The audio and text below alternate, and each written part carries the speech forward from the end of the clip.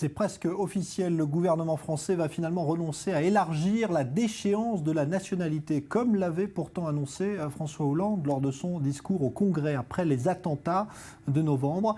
Les grincements suscités au sein même de la majorité ont eu raison de cette initiative. David Klasewski.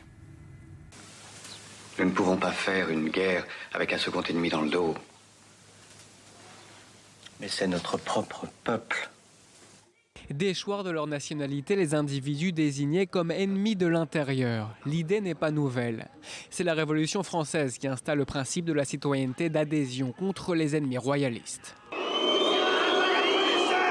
aristocrates, les prêtres, les traîtres, les comploteurs dans nos prisons, tous attendent l'arrivée de leurs maîtres étrangers. À l'époque déjà, le thème des prisons et de la menace intérieure. La dénaturalisation en tant que telle apparaît plus tard en 1848 à la faveur d'une autre révolution et pour d'autres motifs. Le décret d'abolition de l'esclavage prévoit que tout Français qui continue à pratiquer la traite sera déchu de sa nationalité. La Première Guerre mondiale en élargit les conditions d'application et inclut notamment des cas de trahison avec l'Allemagne, l'Autriche ou encore l'Empire ottoman. Plus tard, le régime de Vichy sera le seul à pratiquer la dénaturalisation à grande échelle, avec près de 15 000 Français concernés, dont de nombreux Juifs, mais aussi le général de Gaulle. L'ordonnance de 1945 a plus ou moins repris les textes existants, à part les régimes d'exception. Et dans le droit français contemporain, l'article 25 du Code civil envisage la déchéance à plusieurs conditions. Il faut être devenu français au cours de sa vie, avoir une autre nationalité pour ne pas devenir apatride, et s'être rendu coupable notamment de terrorisme ou d'atteinte aux intérêts fondamentaux de la nation.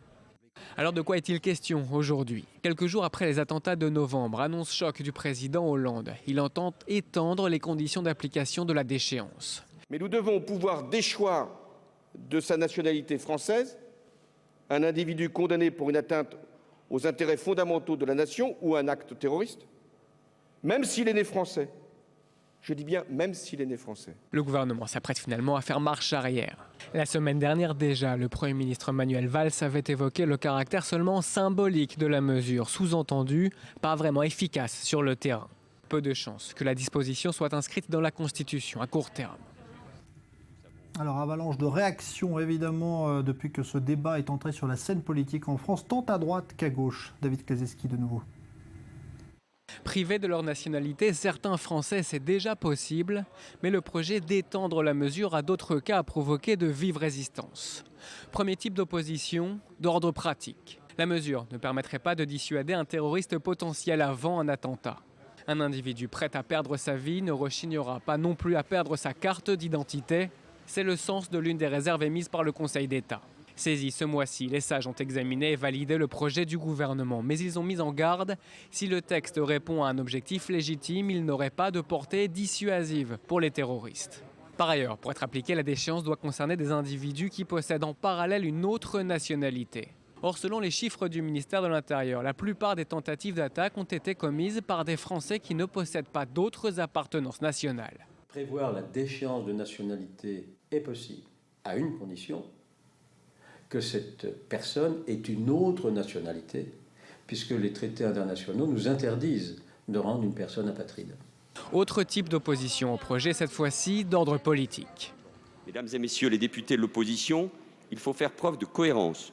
Une révision constitutionnelle est nécessaire pour l'inscrire dans notre droit. Pourtant, très vite, le manque de cohérence se fera visible dans son propre camp, à gauche. La déchéance de nationalité est un thème porté par une partie de la droite, réclamé par le Front National, mais rejeté par un grand nombre de membres de la majorité. Frondeurs, front de gauche et écologistes sont aussi les plus réticents face aux politiques sécuritaires. Plusieurs experts du droit de la nationalité ont aussi exprimé leur réticence. Le projet aurait constitué une rupture d'égalité de tous les nationaux face à la loi. Surtout, c'est l'inscription du principe dans un texte suprême, la Constitution, qui passe mal. Dans une tribune au journal Le Monde, l'historien du droit Patrick Veil explique que les avantages sécuritaires sont très hypothétiques par rapport au risque de division sociale.